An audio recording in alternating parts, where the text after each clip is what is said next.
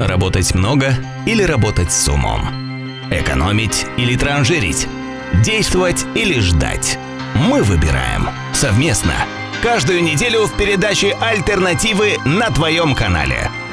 Альтернативы. Широкий выбор идей для нормальной жизни. Здравейте, уважаемые телезрители! Бени вам гасит, стимац телеспектатор. Здравствуйте, уважаемые телезрители! Заман хайрулсун сегли середижеляр. Вітаємо вас, шановні телеглядачи.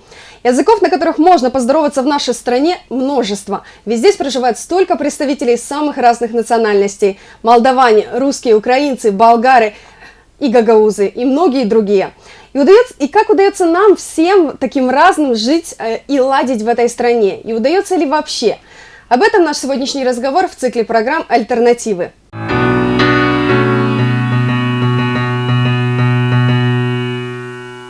Какие национальности живут в Республике Молдова? Много национальностей. Есть и молдаване, болгары, гагаузы. Очень много национальностей. Болгары, молдаване, русские, украинцы. Да, есть много у нас. Украинцы, русские есть. Есть болгары, есть русские. Все, которые были в бывшем Советском Союзе, они почти здесь все. И эстонцы, и латыши, и даже поляки. Русские, молдаване, гагаузы, болгары, украинцы, евреи. В какой мере соблюдаются права нацменьшинств в Молдове? Не могу вам ответить, не знаю закон. Думаю, соблюдается. Находим общий язык со всеми. Например, русскоязычных, что-то уже перестали, не то, что, хотя в законе Конституции написано о том, что русский язык никто не отменял, а остался как язык межнационального общения. А на самом деле его нет. Вроде бы не обижают. Если документы все в порядке, то не обижают. Вроде. Не сказала бы, что их обижают. Об их правах лучше знают парламент и правительство, чем мы, простые люди. Понимают друг друга? Понимают, наверное. У меня соседи и такие, и такие. Живу поблизости с русскими. Не ссорятся, все живут хорошо. Наш народ очень культурный, понимаем друг друга. Думаю, их уважают. Что должна сделать Республика Молдова для гармонизации межнациональных отношений? Есть многое, права людей в первую очередь.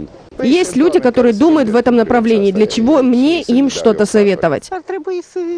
Нужно, чтобы в парламенте было объединение и взаимопонимание, потом будет и у остальных. Знаете, есть у русских такая поговорка: нет плохой нации, есть плохие люди. Все зависит от нашей политики. Взаимопонимание между властимущими, потом между теми, кто пониже. Для нас национальность человека не имеет значения. Мы со всеми находим общий язык.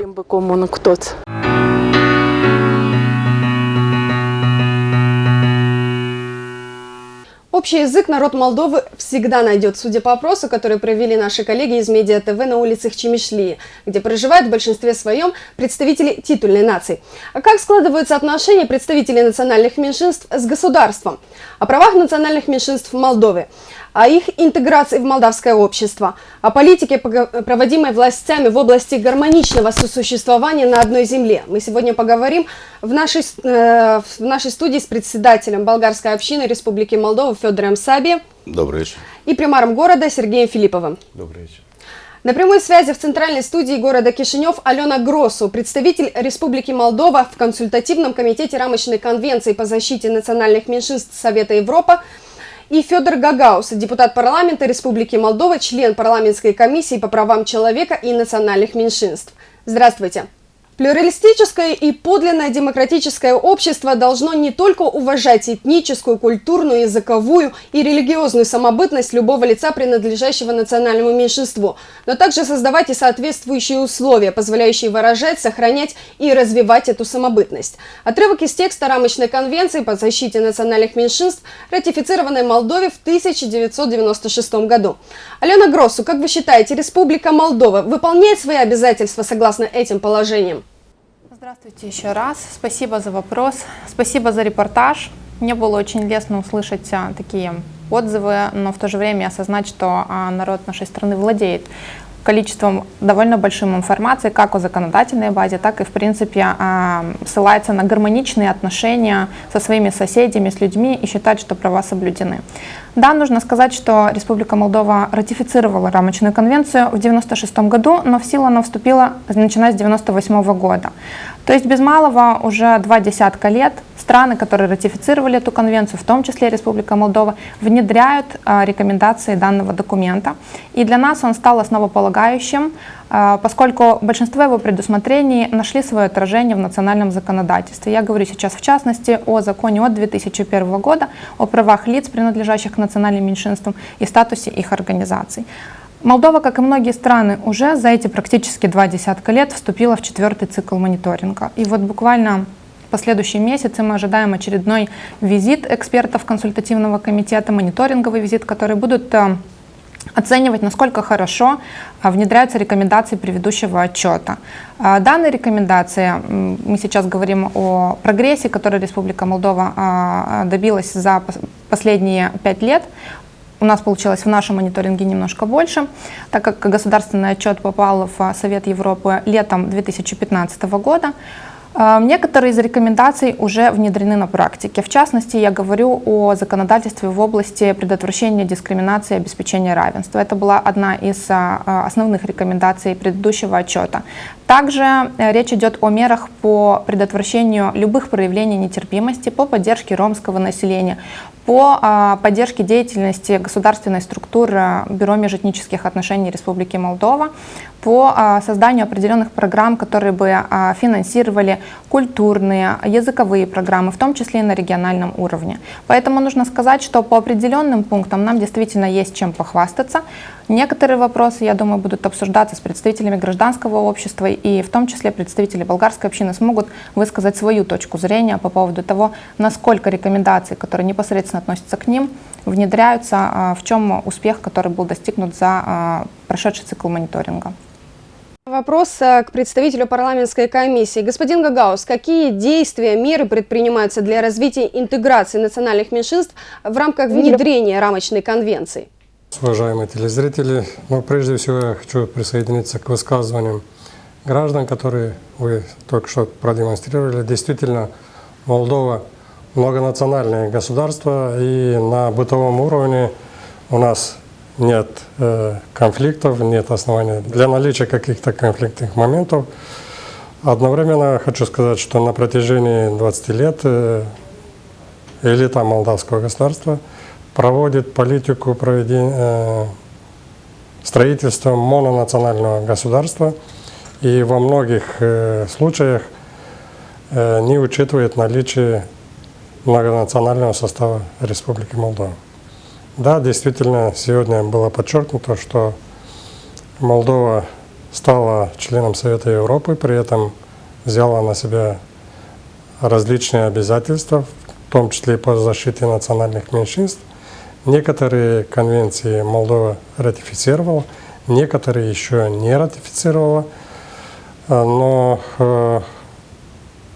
даже ратифицированные документы, которые на практике внедрены, в том числе в действующее законодательство, не означает, что на практике нет ущемления прав национальных меньшинств. И здесь мы, думаю, сегодня поговорим. Есть различные направления, конкретные примеры, когда мы видим, что в реальности законодательство, которое у нас на бумаге хорошее, практически игнорирует соответствующие требования этих конвенций. И здесь я хотел бы буквально остановиться на моменте, который был сказан ведущий, об интеграции национальных меньшинств. Мне кажется, что это словосочетание некорректное, поскольку национальные меньшинства, которые проживают на территории нынешней Молдовы, они не прибыли в ближайшее время в Молдову, чтобы для них были созданы какие-то условия для интеграции. Мы здесь давно живем, и необходимо Для нас были все условия до этого созданы, чтобы мы чувствовали себя частью этого государства. Господин Филиппов, исходя из вышесказанного, как исполняются эти обязательства на примере Тараклии как в центре болгар Молдовы? Я хотел бы сказать, что определенные действия по имплементации этого законодательства, рамочной конвенции Молдовы сделано существенно. Мы являемся равноправными гражданами Республики Молдова, независимо от нашей национальности и от нашей численности. У нас, к счастью, одинаковые паспорта с титульной нацией, в отличие от некоторых государств, которые входят в Европу. У нас равные права конституционные по праву на труд, по праву на образование, по праву на здравоохранение. И хотелось бы сказать, что Молдова в этом плане одно из государств, которое действительно многое внедрила и внедряет из тех положений рамочной конвенции, которые зафиксированы в ней. Тем не менее, и тот, хотя и в урезанном виде уже принятый закон о правах лиц, принадлежащих к национальным меньшинствам, есть статья 22, которая регламентирует, что при принятии правительствами, министерствами, ведомствами решений в области образования и культуры, они обязаны консультироваться с общественными организациями национальных меньшинств, что, к сожалению, не всегда происходит, и мы имели этот опыт, когда в 2011-2012 году мы не имели финансирования по обучению своего родного языка. В 1998 году была грубо нарушена рамочная конвенция, когда Тараклийский район потерял свой статус. И мы хотели бы сказать, что закон, принятый о недискриминации, это не дискриминация в отношении к законодательству. Да, мы не дискриминируемся, и равно применяются все статьи и всего законодательства к нам, как лицам, принадлежащим к национальным меньшинствам, так и к лицам титульной нации, но это не означает равные права. И я бы хотел заметить, что права национальных меньшинств — это не какие-либо полномочия или поблажки, это права человека, это права граждан. Поэтому в любом случае конвенция принята после всех тех потрясений, которые происходили в Европе на основе этого исторического опыта. И поэтому Европа давно поняла, что четкое соблюдение прав национальных меньшинств означает стабильность в стране и ее полноценное развитие. Спасибо. Господин Саби, по-вашему, как происходит развитие и интеграция национальных меньшинств, и как она должна происходить, чтобы избежать ассимиляции, чтобы национальные меньшинства свободно могли сохранять и развивать свою культуру, язык, традиции и обычаи? Я хочу согласиться с коллегами о том, что в Республике Молдова одно из самых совершенных законодательств в области защиты прав национальных меньшинств. Юридическая законодательная база в этом случае не страдает, но если мы будем говорить о реальном положении дел, то в стране, в которой 35% населения представляют не титульную нацию, но в любом случае это часть народа Молдовы, и когда эта часть народа Молдовы на сегодняшний день практически не задействована в управлении государством, в принятии ключевых решений, то, безусловно, говорить о том, что права национальных меньшинств не нарушаются или соблюдаются в полной мере, было бы некорректно. Вы сегодня посмотрите на состав правительства, вы посмотрите, что у нас творится в правоохранительных органах, в других государственных структурах. Мы не говорим о первых лицах. Даже на уровне вторых и третьих, я имею в виду замминистры, начальники управлений, практически национальное меньшинство в органах государственной власти и государственного управления не представлены. И не представлены не потому, что они не обладают профессиональными или какими-то другими качествами. По-моему, власть должна понимать, что межнациональное согласие и мир могут быть обеспечены только в том случае, когда все граждане Республики Молдова, вне зависимости от национальной, чувствуют себя полноправными гражданами этой страны и с их мнением считаются. К ним обращаются за помощью не только в период когда надо подойти к урне и бросить бюллетень за то или иное политическое формирование. А в повседневной жизни мы должны чувствовать, что мы часть этого народа Молдовы. И мы действительно не национальное меньшинство. Даже по юридическим меркам мы проживаем здесь более 200 лет. Поэтому я думаю, что работы в этом плане предстоит немало.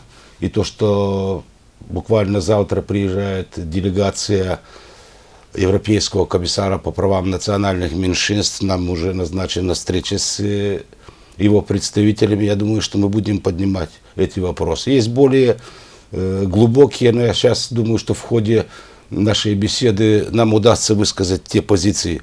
Потому что я говорю не для того, чтобы мы хотим сегодня критиковать власть, но мы хотим, чтобы власть поняла, что с народом надо считаться, что все, кто проживает на территории этой страны, это граждане Республики Молдова, это налогоплательщики этой страны. Мы живем здесь, в Молдове более 200 лет, мы это сохранили, поэтому я думаю, что это во многом зависит и от нас самих. Главное, чтобы государство не мешало нам в этом вопросе, а по возможности оказывало определенную, в том числе и финансовую помощь для развития нашей самобытности, культуры, обычаев и традиций.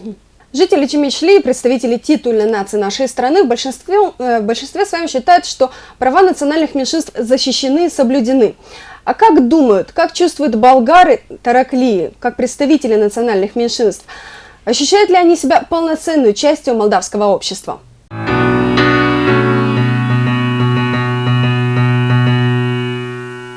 Старшие поколения, и даже можно отнести и наше поколение, это наши дети, да и отдельные и внуки не знают государственного языка. Это большая проблема. И нам в этом плане очень тяжело приходится сегодня решать вопросы, когда это необходимо в учебных заведениях, заведениях здравоохранения. Мы немножко друг друга не понимаем, и нас не понимают, и мы их не понимаем. Нас периодически стараются унизить. А как это проявляется? Захожу в магазин и не могу прочитать. То есть ценники на... Я не виновата, что в свое время я не учила молдавский язык. Я чувствую себя ущемленным, а не защищенным. Почему? Потому что куда ни пойдешь, незнание молдавского, вернее уже сейчас румынского, национализм полнейший. Видите, как выделяют эти националисты, отделяют нас как бы в сторону. Мы как будто не существуем в этой стране. Мы как будто живем не знаю где. Они свое, вот они сами националисты и считают, что все должны подчиняться им. А мы тоже люди же, мы тоже живые, мы тоже должны как-то свое я высказать, чтобы все знали, что страна наша Молдова, она многонациональная, и надо интересы соблюдать всех людей. По работе даже сталкиваешься, что все на румынском, русского не предусмотрено. А мы-то изучали в свое время русский. Я знаю еще где, как вам, в какой области еще. Но мне кажется, что во всем. Вот переводит, я слышала, что все в Кагул. В одно время было даже по уездно в Кагуле все. Ездили по работе постоянно туда. Какие затраты, никого это не волнует. Переведут нотариус, все в Кагул, эти люди бедные, как будут добираться? И какие деньги должны тратить, чтобы оформить элементарное? Парламент должен защищать всех меньшинств, все должны быть одинаковые, считать меньшинство, большинство, как было раньше. Говорили на русском, пусть будут два языка. Даже на продуктах идешь покупать продукт, все на румынском. А я же не понимаю румынского. Смотрю, себе взяла, да оставила и ушла. Права наши, как и по всей республике, меньше всего интересует, наверное, тех людей, кто в руководстве. Это больше проблема каждого человека в отдельности взятого.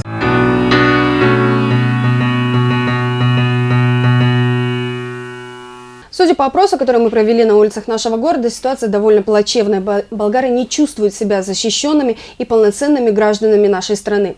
Госпожа Гросу, как по-вашему, можно ли считать нарушением прав национальных меньшинств те факты, что большая часть информации, сопроводительной документации, взять бы хотя бы в пример инструкции к медикаментам, информацию в магазинах, предоставлена на государственном языке? Нужно учитывать, что, конечно, ни Совет Европы, ни любые другие международные или межправительственные структуры не будут указывать нам, как регламентировать какие-то моменты в нашем национальном законодательстве. В то же время возможность и обеспечение качественными условиями для изучения государственного языка лиц, принадлежащих к национальным меньшинствам, это обязательство государства, и оно прописано у нас в законодательстве. Безусловно, хочется вернуться к высказыванием наших коллег из Тарклии о том, что сам процесс интеграции, хоть это слово приняло довольно странный контекст в ходе дебатов по консультации документа, который наше правительство разрабатывало. Я говорю сейчас о стратегии интеграции национальных меньшинств. К моей радости, к радости некоторых коллег, насколько я знаю, само название этого документа было переименовано в консолидацию гражданского общества. И я твердо верю в то, что именно консолидация — это то, что нужно молдавскому гражданскому обществу, в то же время при условии соблюдения прав национальных меньшинств. Потому что неименуемо интеграционные процессы, если это не двусторонние процессы, они приводят к ассимиляции. Поэтому условия соблюдения прав и процессы консолидации гражданского общества — это то, что нужно для того, чтобы обеспечить качественное соблюдение на практике прав лиц, принадлежащих к национальным меньшинствам. В конкретном примере, который вы привели, наше национальное законодательство, в частности закон о медикаментах, он от 1997 года, в него вносились поправки несколько раз. Он предусматривал в статье своей 4 о том, что если медикамент ввозится, я не эксперт фармакологии, поэтому заранее прошу прощения, но лишь для того, чтобы объяснить контекст национального законодательства, что если медикамент импортируется из-за границы, в нем нет инструкции на государственном языке, такая должна быть. А в законе прописано, в частности, на государственном или государственном и русском. Этот момент можно и нужно обсуждать. С другой стороны, поскольку по роду своей деятельности я часто встречаюсь с представителями гражданского общества, с представителями национальных меньшинств, и вопрос перевода инструкций, вкладышей и так далее, он часто поднимается. Нужно отметить, что в последнее время мы зарегистрировали на практическом уровне определенные прогрессы, потому что в любом случае это поиск практических, прагматических решений, сотрудничество частного сектора, мы сейчас говорим о бизнесе, о тех компаниях, которые завозят какую-то импортированную продукцию, о нашем государстве, в частности, это министерство. Если мы говорим о медикаментах и доступе к здравоохранению, это Министерство здравоохранения, с которыми следует разговаривать. И мы, как гражданское общество, которое эти проблемы ощущаем на практике и призваны донести этот посыл, это сообщение к тем кругам, которые принимают решения. И Молдова — это не единственное государство, которое сталкивается с такой проблемой. Несколько лет назад, если мне не изменяет память, в Эстонии также были дискуссии на эту тему. Мы знаем, какие определенные проблемы существуют в эстонском обществе, что более 30% населения — это русскоязычное население, и там тоже велись дискуссии на тему того, чтобы внести поправку в аналогичный закон в эстонском законодательстве. Поэтому я лично столкнулась на практическом уровне с примером, когда уже, имея определенный стереотипный подход, не все члены моей семьи владеют достаточно хорошо государственным языком для того, чтобы прочесть инструкцию к какому-то медикаменту, и в принципе фармакологический язык, он довольно сложный. И вот, подготовившись к тому, что там этого вкладыша не будет, я для себя его все-таки нашла на русском языке. И, проведя такой небольшой анализ, увидела, что из 10 различных медикаментов, которые у меня были, 7 из них были с инструкциями. Поэтому, наверное, и коммерческие агенты немножко более прагматичны в поиске вот этих практических решений. Господин Филиппов, а правда ли, что с этого года аттестация для специалистов в области образования проходит только на государственном языке? Согласно этому постановлению, по имеющейся информации, тестирование, аттестация предполагает знание на государственном языке и законов, и различных постановлений.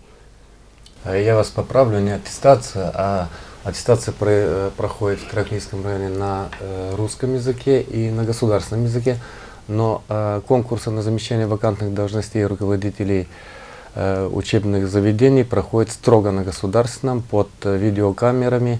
Там 20 очень сложных вопросов задаются, на которые даже румыноговорящие преподаватели не могут отвечать. И поэтому из 19 школ, которые мы имеем, сегодня только в одной по этим критериям избран директор.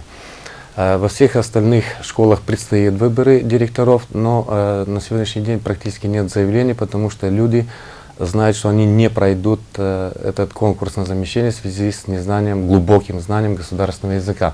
Поэтому я бы хотел, может быть, обратиться к госпоже Гроссу в этом плане, чтобы она оказала содействие до приезда мониторинговой делегации, чтобы этот вопрос, как и в Гагаузии, потому что Гагаузия в порядке исключения в Гагаузии разрешено конкурс проводить на русском, чтобы это было разрешено для жителей Тараклийского района. Так как требует того 22-я статья закона о лицах, о статусе лиц, принадлежащих к национальным меньшинствам. Я думаю, что в процессе диалога мы сможем этот вопрос решить, чтобы мы имели полноценное руководство наших школ. В Тараклийском районе представители национальных меньшинств составляют большинство. Но есть и в других районах, где проживают в большей мере молдаване, поистине интернациональные села. Об этом нам расскажут коллеги из Дрокия ТВ.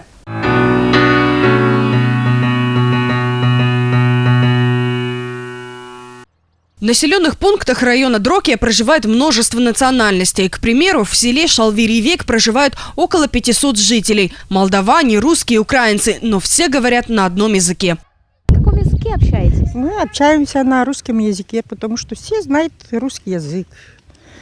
Бывает, что не знаем, но общаемся.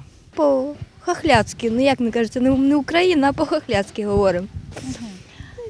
Знаете и молдавский язык? Як знаю, все знаю, бо раніше ж було молдавський, знаю по-молдавськи, но чуть-чуть як, що не дозволяє, я не можу виговорити, то й по-русски говорю. Дружно живемо, ніколи у нас, щоб ссорилося на що це, що молдавані, русські, українці. У нас в селі такого ще не було інцидентів таких, ніколи. На хохляцком. Не украинском, а на хохляцком. Это сбор всех языков. Всех абсолютно. Здесь и украинские, и русские, и румынские слова, и молдавские, и венгерские, все что угодно. Очень хорошо, что у нас в селе есть многонациональные люди, и все живут дружно. Вот у меня сестра. Сестра живет в Тараклийском районе. У нее муж болгарин. Моя двоюродная сестра живет в Казаклии, сестра родная в Тараклии, а двоюродная в Казаклии. У нее муж гагауз, а у этой муж у сестры родной болгарин. Согласно статистическим данным, в этом населенном пункте проживает около 40% украинцев, 20% молдаван, столько же русских и менее 1% болгар. Все люди живут как одна большая семья. Глава села, который был переизбран на эту должность в 4-й раз, заявил, что на протяжении своей деятельности не было ни одного случая дискриминации по национальному признаку. С людьми он общается на языке, которым он владеет – русском, хотя по документам он молдаванин. За время работы, я давно работаю уже, не было никаких казусов на почве национальности. У нас проблема вообще, даже я не слышал, что кто-то говорит, я молдаванин, я украинец. Я говорю по-русски, они отвечают по-молдавски. Они говорят по-молдавски, я отвечаю по-русски. У меня в национальности молдаванин пишет, и родители мои молдаване, учились в румынской школе, разговаривали на румынском языке, учились в Румынии. Но так получилось, что в село русское, в доме всегда разговаривали на украинском языке. И все в семье так и... Такое время было при советской власти, все разговаривали на русском. Но в доме иногда разговаривали по-молдавски. В гимназии села Шалвирий-Век обучается около 70 школьников, которые изучают русский, румынский и английский. Но, как сами они утверждают, говорят на одном языке – на хохляцком. Жители населенного пункта живут как дружная многонациональная семья, так же, как это было много лет назад. Впервые в документах село было упомянуто в 1793 году.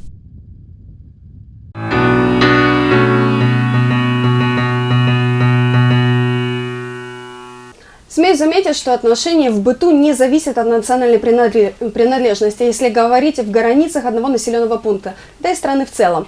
По-иному складываются отношения люди-государства. Почему так происходит? Господин Гагаус, какие законы, положения нужно разработать и внедрить, чтобы стерся этот барьер и наладились отношения, что касается языкового вопроса?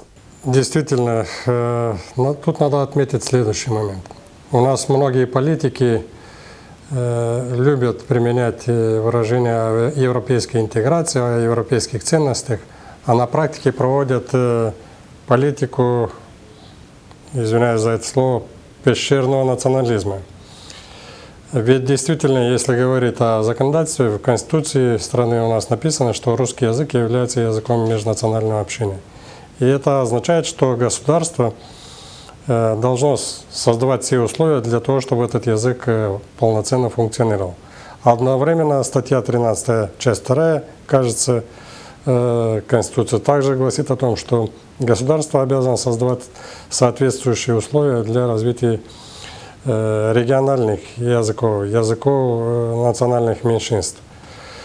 Поэтому с точки зрения законодательства, конечно, надо много чего делать, но надо исполнять собственное законодательство, которое сегодня имеется. Одним из важных моментов, на мой взгляд, который бы создал дополнительные юридические условия для защиты национальных меньшинств, это подписание рамочной хартии региональных языков. Молдова, как я уже обозначал, является членом Совета Европы, взяла на себя обязательство подписать эту хартию, но по настоящее время она еще не подписана. На мой взгляд, в этом есть большой потенциал для развития. Это будет обязательство, определенное обязательство соблюдать законодательство европейское, создавать условия для развития региональных языков, представителей национальных меньшинств, создавать все условия для того, чтобы представители национальных меньшинств получали и образование на родном языке, могли обращаться в соответствующие государственные органы. Поэтому предстоит много еще сделать.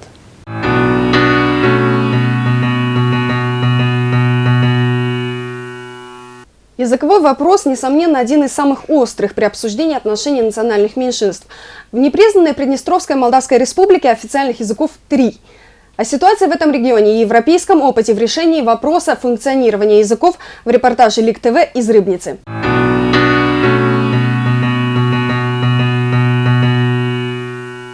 По итогам переписи населения 2004 года почти 32% населения составляют молдаване, 30% русские и почти 29% украинцы. Далее следуют болгары – 2,5%. В республике работают 159 школ. Более 70% из них обеспечивают получение образования на русском языке, 16% на молдавском и 2% на украинском. Еще 9% составляют школы с русско-молдавским и русско-украинским языками обучения. Учитывая интересы большинства этнических групп, в Приднестровье придали официальный статус 3 языкам – русскому, молдавскому и украинскому. Насколько это обосновано и как это работает, мы решили узнать в ходе нашего опроса. Какие официальные языки у нас в Приднестровье существуют? Да, боже мой, я, наверное, 15 или больше, не? Официальные? Официально это молдавский, русский, и украинский. А скажите, как вы думаете, это обоснованно вот иметь 3 официальных языка?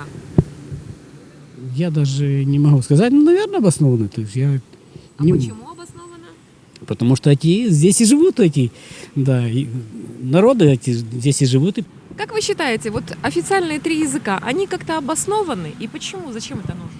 Ну как они не обоснованы? У нас столько людей, которые родились тут, которые приехали, которые создали семьи тут, и почему он необоснованно должен быть? Все мы должны говорить на всех языках. У меня родители украинцы, молдаване, муж россиянин, поэтому теперь я и мои дети тоже россияне, у нас гражданство российское, поэтому нам все языки родные. Людей же делят не по языку, не по не по нации, а, наверное, все-таки по каким-то человеческим качествам, по каким-то условиям жизни, поэтому...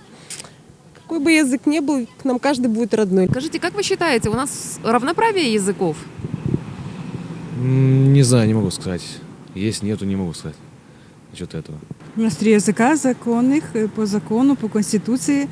Молдавский, украинский и русский язык. Это защищено Конституцией. А скажите, насколько это обосновано? Вот все-таки, куда бы вы ни пошли, в какое государственное учреждение, вы, если запросите документ, на каком языке вам его дадут? Ну, у нас дело производства на русском языке, а мы между собой общаемся на любом языке. Несмотря на то, что Конституцией ПМР предусмотрено равноправие 3 языков, на деле не все так совершенно. Культурные традиции сохраняются, получить образование на родном языке вполне реально. А вот в госучреждениях все документы выдаются, как правило, пока на русском языке. Поэтому говорить о полном языковом равноправии еще рано, но опыт других стран показывает, что это возможно. Эстония. Эту страну часто представляют государством, где права национальных меньшинств ущемляют. Но побывав в одном из городов, этот миф развеялся. Город Нарва. Несмотря на то, что здесь один официальный язык – эстонский, а большая часть населения – это русскоговорящие жители, проблем в равноправии языков не возникает. В том числе и в общении с теми, кто стоит у власти. У нас, да, ситуация такая, что в основном люди русскоговорящие в городе.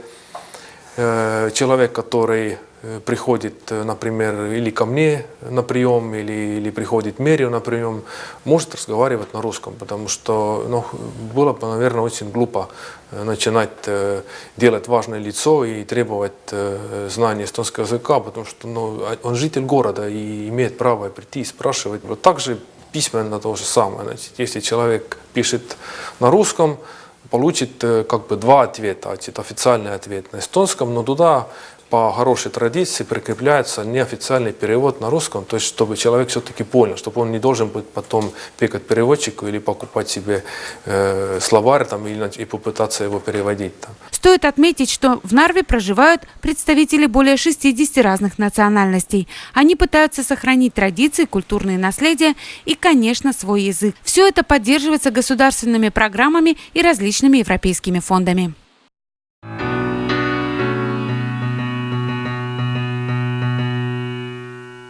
О поддержке, оказываемой программами и фондами государства для сохранения и развития национальных меньшинств.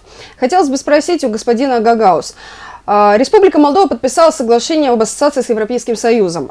Предусматривает ли оно программы и фонды для сохранения и развития культуры национальных меньшинств? И как они работают? Прежде всего я хотел также дополнить, что на территории Гагаузии тоже есть 3 государственных языка. И, на наш взгляд, это является серьезным основанием, которое подтверждено практикой существования гагаузской автономии. На территории Гагаузии нет конфликта на языковой почве. И я думаю, что такая практика должна быть применена в целом по стране. Государство со своей стороны должно делать многое для того, чтобы поддерживать языки представителей национальных меньшинств, которые проживают в республике. Если говорить об этом конкретнее, можем вспомнить, что в начале 90-х годов в Республике Молдова при Департаменте межнациональных отношений был создан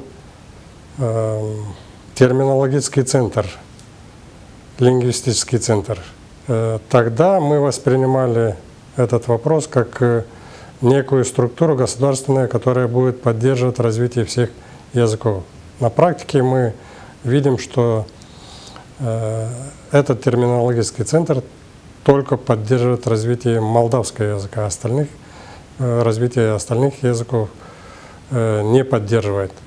Что касается относительно фондов, крайне сложно сегодня говорить об этом, поскольку еще полностью нет ясности, какие направления предполагает развитие, вернее, подписание соглашения о европейской интеграции. Хотелось бы сказать, что и до подписания соглашения об ассоциации с Европейским Союзом, хотя в рамках этого соглашения предусматривается и создание платформы из организаций гражданского общества. И вместе со своими коллегами мы очень настаивали, чтобы национальные меньшинства, их организации обязательно были представлены в рамках данной платформы. Мы надеемся на ее эффективность, потому что именно там мы сможем, как представители гражданского общества, проводить мониторинг, оценку и в то же время готовить какие-то отчеты по результатам внедрения, несмотря на то, что действительно прошло не так много времени для того, чтобы мы могли говорить о каких-то весомых результатах. Хотя помощь со стороны коллег из Европейского Союза оказывалась и до подписания соглашения об ассоциации, и проекты внедрялись как на национальном, так и на региональном уровне. В настоящее время, которые могут пагубно сказаться на жизни национальных меньшинств. Взять бы хотя бы пример административно-территориальную реформу. Значит, то, что касается предстоящей административно-территориальной реформы, она безусловно что будет. Это одно из требований Международного валютного фонда, когда у государства нет денег, это не требование, а приказ. Поэтому мы предвидели развитие такой ситуации. И вот уже на протяжении 3 лет бьемся в закрытые двери для того, чтобы решить вопрос со статусом Тараклийского района и придать ему законом отдельным статус Тараклийского национально-культурного района. Я хочу сразу сказать, что это никакая не есть автономия. Господин Саби, я бы хотела, чтобы вы назвали, какие угрозы представляет эта реформа. Вот что может случиться в результате ее проведения? В результате ее проведения может случиться то, что случилось в 1998 году, когда была административно-территориальная реформа, и нас просто примагнитили к Кагульскому уезду. Безусловно, что тогда нам пришлось бороться. Если вы помните, был проведен за счет средств народа референдум. Люди по этому вопросу четко и однозначно высказались. Совет Европы рекомендовал молдавским властям вернуться к этой проблеме, потому что, как член Совета Европы, Молдова грубо нарушила те обязательства, которые она взяла на себя при вступлении. И в результате в 1999 году мы получили статус Тараклийского уезда. Безусловно, что мы боимся, что этот вопрос может таким вот образом повториться и в 2016 или в 2017 году. Я не знаю, насколько будут эти требования жесткими по срокам рассмотрения. И мы не требуем ничего сверхъестественного. Мы требуем то, что предусмотрено Конституцией Республики Молдова, европейским законодательством. Мы не требуем дополнительных полномочий, мы не требуем своей конституции, мы не требуем своего парламента. Мы требуем одно единственное: отдельным законом придать статусу Тараклийского района статус национально-культурного района в действующих, существующих границах. Это решение есть, оно единогласно принято всеми советниками, вне зависимости от территории, от национальности. Просто это высшая форма демократии. И с этой высшей формой демократии, которые проявили избранники и жители Тараклийского района, надо считаться. Спасибо, господин Саби. Мы продолжим наш разговор. О первом упоминании официальными лицами города и района об его особом статусе, действиях, предпринятых в этом вопросе, в нашем сюжете.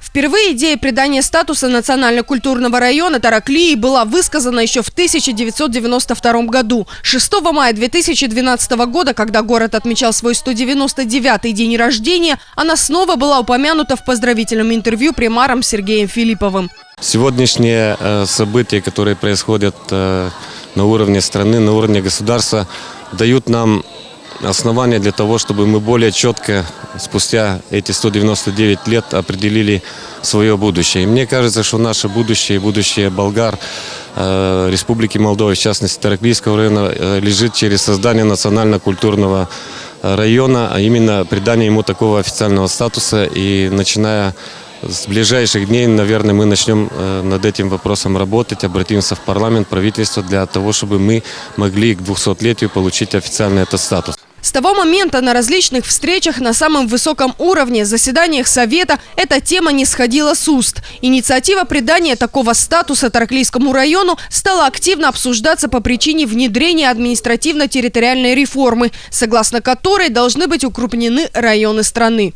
При реализации данной реформы Тараклийский район просто-напросто не подходит ни под один критерий, который предлагается при организации регионов. Поэтому уже на протяжении 1,5 лет мы твердим одно и то же, что мы под угрозой в 2015 году находимся под угрозой ликвидации. Бессарабские болгары, которые составляют около 70% населения района, старающиеся сохранить язык и культуру своих предков, на протяжении 5 лет просят у руководства страны особого национально-культурного статуса району. Центральные власти с решением этого вопроса пока не спешат, несмотря на свою проевропейскую приверженность, хотя делегация ЕС инициативу поддерживает. Есть такой лозунг, который описывает Европейский Союз «Единство разнообразия». Так что мы с пониманием относимся к идее внесения поправок в закон и предоставления Тараклийскому району как бы культурного статуса. Что важно, какое содержание это как бы будет иметь, что это будет на самом деле практически означать. Законопроект о придании статуса району вроде был принят в первом чтении в преддверии выборов в органы местной власти в минувшем году. Однако, как выяснилось, после принятый парламентом законопроект и проект, который предложили авторы, в корне отличаются.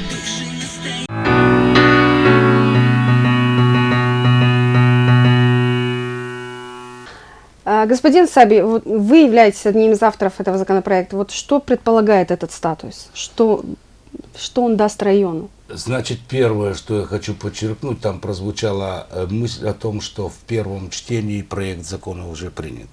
Значит, проект закона не принят. Значит, есть закон об административно-территориальном устройстве. И была зарегистрирована законодательная инициатива о внесении изменений в одну из статей вот этого закона после слов Гагаузия, запятая, Тараклийский национально-культурный район. Точка. Сам проект закона пока не рассматривался. Я знаю, что парламентская комиссия во главе с госпожой Бондаренко работает над этим документом. Мы имели 2 встречи с составом этой парламентской комиссии. Ждем, что все-таки закон будет зарегистрирован. И до начала реформы наш вопрос тараклийский будет снят. То, что касается непосредственно, что это нам даст гарантии того, что мы, как компактно проживающая национальность, как часть народа Молдовы, будем иметь защищенную законодательно возможность развивать свой язык, культуру, обычаи, традиции, самобытность. И как бы один из таких вот серьезных каменных заборов по ограждению от попытки ассимиляции. Спасибо, господин Сави. Господин Филиппов, вы как считаете, сможет ли статус решить проблему взаимоотношений представителей национальных меньшинств и, в частности, болгар-тараклийского района и центральных властей? Я думаю, сможет. Древние греки говорили, что мечта любого раба иметь своего раба. Поэтому мы живем сегодня не в Древней Греции, живем в 21 веке. И коль Молдова подписала соглашение о евроинтеграции, ранее ратифицировала рамочную конвенцию, то мы должны идти четко по пути, которые определены в конвенции и в международном законодательстве, садиться за стол и на основе уважения к культуре, традициям, истории каждого народа строить нашу гражданскую нацию, молдавский народ. Мы все молдаване, это и лица титульной национальности, это румыны, проживающие в Республике Молдова, русские, украинцы, гагаузы, болгары. Поэтому нашей главной задачей это построение гражданской нации и укрепление своей государственности, суверенитета и развития страны. И вот на этих, опираясь на это, мы, я думаю, сможем найти общий язык и с парламентариями, и с членами правительства, и со всеми остальными. Я полон оптимизма в этом отношении. Спасибо. Я бы хотела задать вопрос члену парламентской комиссии, господину Гагаус. Почему так долго рассматривается этот законопроект и чем он может быть оказаться вреден, может быть, если его примут все-таки хотя бы к рассмотрению? Говоря о том, сможет ли все вопросы решить предполагаемый закон, сложно, конечно, судить, потому что это будет зависеть от того, какое наполнение будет иметь данный законопроект. Мы будем со своей стороны воздействовать, чтобы закон был полноценным, позволял бы сохранять национальную идентичность, языковые особенности региона, все то, что позволяет сохранять самобытность и культуру болгарской этничности.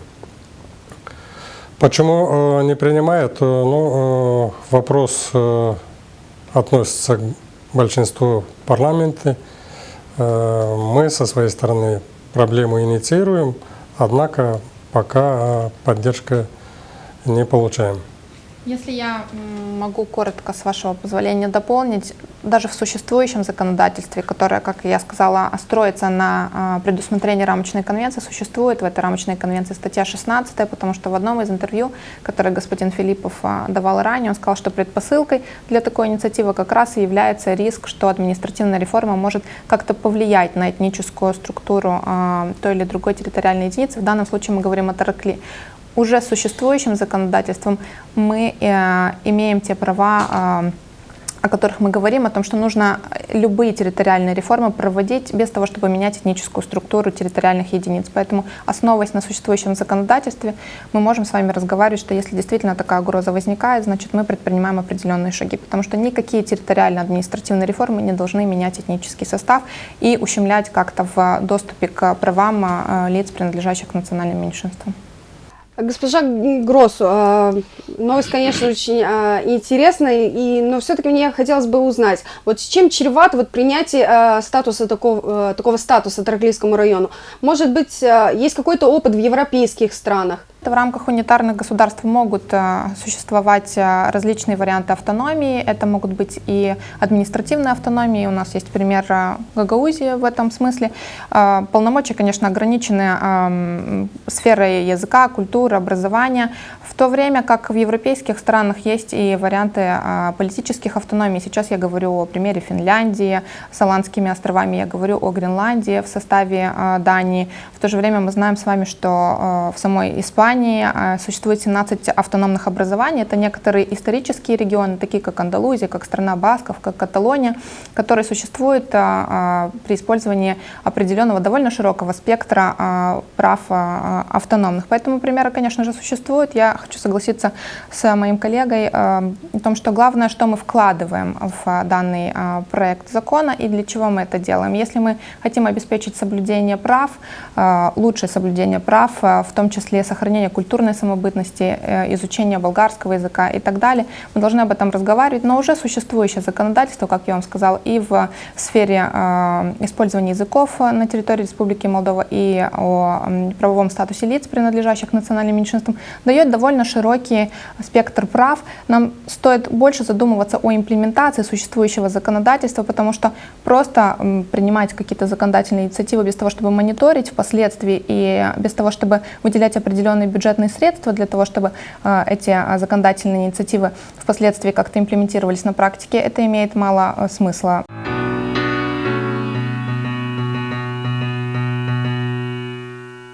Подводя итог сегодняшней нашей передачи, я бы хотела задать один общий вопрос для всех участников. По вашему мнению, каким должен быть первый шаг после этой передачи, сделанный в сторону гармоничной жизни многонационального молдавского общества в соответствии с стремлением к европейским стандартам? Господин Филиппов, вы как считаете? Я, может быть, повторюсь, но нам первый шаг, который нам нужно осознать всем, неважно какой мы национальности, какой политической принадлежности, вероисповедания, нам нужно строить молдавскую государственность, нам нужно строить гражданскую нацию, молдавский народ путем реализации прав всех титульной нации и национальных меньшинств. И только тогда мы сможем построить сильную, суверенную страну в центре Европы, и не оглядываясь ни на Запад, ни на Восток. Спасибо, господин Филиппов. Господин Саби, вы как считаете? Я, в принципе, согласился бы полностью с Сергеем Николаевичем, но, тем не менее, я считаю, что для того, чтобы царил мир и межнациональное согласие в стране, первая власть, и в первую очередь те, в чьи компетенции это входит, должны пресекать любые попытки вбить в клин именно это понятие межнациональное согласие и обеспечить соблюдение действующего законодательства, начиная от закона о языках, который, как правило, является камнем преткновения, и все остальное. Законодательство хорошее, надо его соблюдать, надо его мониторить, в том числе и парламентом, который обязан по специфике своей деятельности проверять, насколько выполняется качественно законы, которые ими принимаются, что, к сожалению, не делается. Спасибо, господин Саби. Я прошу гостей в центральной студии ответить тоже коротко на этот вопрос. Вот каким должен быть первый шаг, сделанный в сторону гармоничной жизни в многонациональном молдавском обществе? Могу ответить первым. Мне кажется, что это будет не первый шаг, это будет следующий шаг. Шагов до сих пор было сделано немало. Это совместные усилия, это усилия с нашими коллегами, с которыми мы сегодня так интересно, интерактивно пообщались. Это усилия, которые предпринимаются и на уровне государства в том числе. Но никто не говорит, что абсолютно все задачи, потому что я конструктивно смотрю на вещи, я не считаю, что это проблема, это задачи. Это наши общие задачи, и нам есть над чем подумать и чем заниматься. Я бы начала, конечно же, с имплементации того законодательства и его усовершенствования. Если существуют какие-то законодательные проблемы, если какие-то законы противоречат друг другу, мы должны об этом говорить, мы должны улучшать наше законодательство, его имплементацию, обеспечивать материальную базу для того, чтобы все, что предусмотрено законодательством, внедрялось на практике. Я тоже соглашусь с мнением, которое было высказано, что в первую очередь надо исполнять те нормативные документы, которые уже приняты, дальше продолжить принятие изменений нашего законодательства, которые направлены на создание дополнительных условий для защиты национальных меньшинств. И в этом плане один из моментов я хотел бы отдельно подчеркнуть, это политическое участие национальных меньшинств в управлении государством, о котором сегодня частично было упомянуто. Наше законодательство, избирательное законодательство, не предусматривает или не создает условия для полноценного участия представителей национальных меньшинств в управлении государством. Поэтому одним из шагов направление – это изменение избирательного законодательства, которое должно создавать соответствующие условия, чтобы представители различных национальных меньшинств имели право быть представлены на национальном уровне, имея в виду в парламенте Республики Молдова, тем самым имея возможность участвовать в управлении государством. Наша передача подходит к концу. Сегодня в студии телеканала НТС Таракли были председатель Болгарской общины Республики Молдова Федор Сабий. Спасибо вам большое. Мэр города Тараклия Сергей Филиппов. Я благодарю вас. На прямой связи из Кишинева Алена Гросу, представитель Республики Молдова в консультативном комитете рамочной конвенции по защите прав национальных меньшинств Совета Европы, и Федор Гагаус, депутат парламента Республики Молдова, член парламентской комиссии по правам человека и национальных меньшинств. Я вас благодарю. Это была передача «Альтернативы». Давайте вместе думать, искать решения в пользу лучшей жизни в нашей стране. Все вместе. И не ждать, что кто-то придет со стороны и решит все наши проблемы. Всего доброго. Работать много или работать с умом? Экономить или транжирить? Действовать или ждать? Мы выбираем совместно. Каждую неделю в передаче «Альтернативы» на твоем канале. Альтернативы. Широкий выбор идей для нормальной жизни.